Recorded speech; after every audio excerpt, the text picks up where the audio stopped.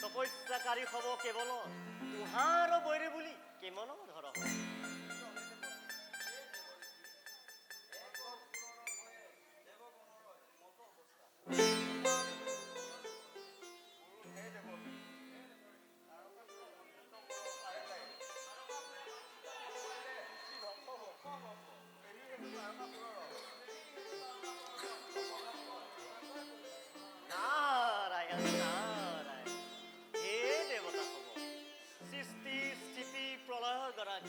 ব্ৰহ্মা বিষ্ণু আৰু মহেশ্বৰ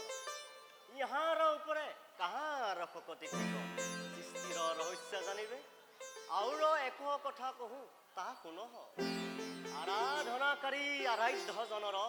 পৰম ভক্ত হৈ শিকাৰৰে ভক্তজনৰ ভক্তি কাৰ্যে বাধা দিয়া উচিত তাৰকাসুৰে বৰ পাইলেও নিষ্ফল অনুচিত কৰ্ম দুখে পতন হয় এবে সংশয় নিবাৰণ হেতু হামুখ হব ব্ৰহ্মাদেৱৰ পাশে চল নাৰায়ণ